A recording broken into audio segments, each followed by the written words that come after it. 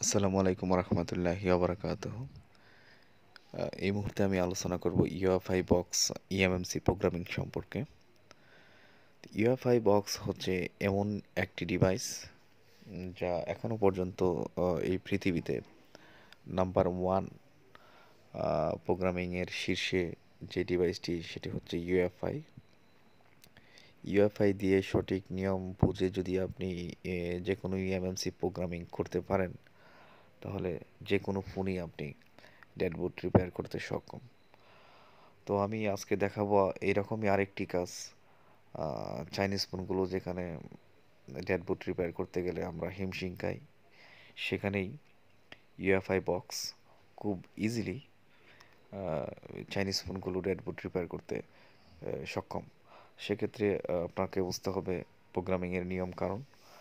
সঠিক নিয়ম মেনে যদি আপনি ইউএফআই বক্স দিয়ে আইসিগুলো প্রোগ্রামিং করেন, আপনারা ইনশাল্লাহ প্রায় 99% ফোনগুলোই আপনি রান করতে পারবেন। তো দেখুন এখানে CM2 দিয়ে যখন আইডেন্টিফাই করা হয় ইরেজ ড্যামেজ ফোন, এই মেসেজটি যদি কখনো আসে তাহলে বুঝতে হবে যে ইএমএমসিটির পার্টিশন খারাপ হয়ে গেছে। ইএমএমসিটি রিপার্টিশন করতে হবে। রিপার্টিশন করে প্রোগ্রামিং করে তারপর আইসিটি লাগাতে হবে। এখানে দেখতে পাচ্ছেন একটি ন্যান্ড আইসি এবং একটি ইএমএমসি, একটি সিপিইউ এবং একটি পাওয়ার আইসি ব্যবহার করা হয়েছে। তো এখানে পাওয়ার আইসি তো স্বাভাবিক 6580-র সাথে 6350B। এখানে ন্যান্ড আইসি ব্যবহার করা হয়েছে, ন্যান্ড আইসিটা পরীক্ষা করা হলো, ন্যান্ড আইসি ঠিক আছে।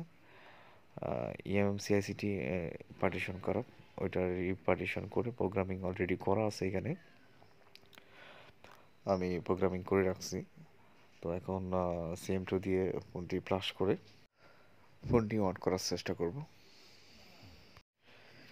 এখানে অনেক সিক্রেট বিষয় আছে, যেই বিষয়গুলো হাইড করা আছে।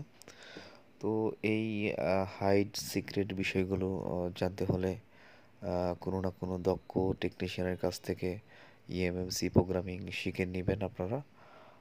যদি প্রোগ্রামিংগুলো শিখে কাজ করেন তাহলে আপনারাও আমার মতো সফল হবেন। তো দেখি আমাদের এই ফোনটি অন হয় কিনা।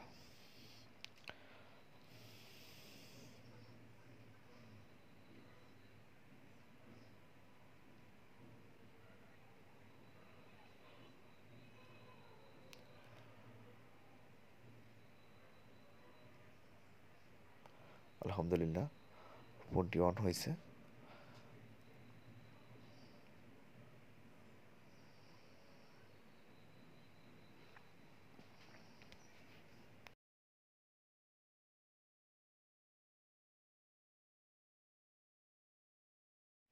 এই ফোনের ডাম ফাইলটি আমার ভিডিও ডিসক্রিপশনে দেওয়া আছে, ওইখান থেকে ডাউনলোড করে নেবেন। আর একটা বিষয়, অবশ্যই এই ফাইলটি ফেড ফাইল। এই ধরনের ফাইলগুলো আমি ফেড ফাইল হিসেবে আপলোড করে থাকি।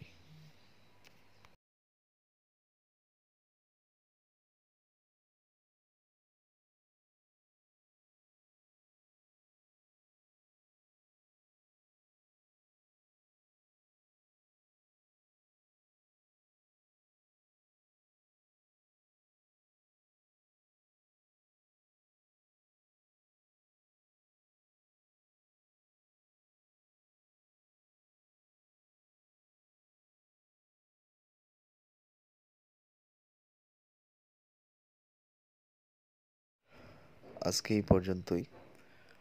পরবর্তী ভিডিওর জন্য অপেক্ষা করবেন। আর এখনও পর্যন্ত যারা যারা আমার চ্যানেলটি সাবস্ক্রাইব করেন নাই, সাবস্ক্রাইব করে সাথেই থাকবেন। ধন্যবাদ সবাইকে।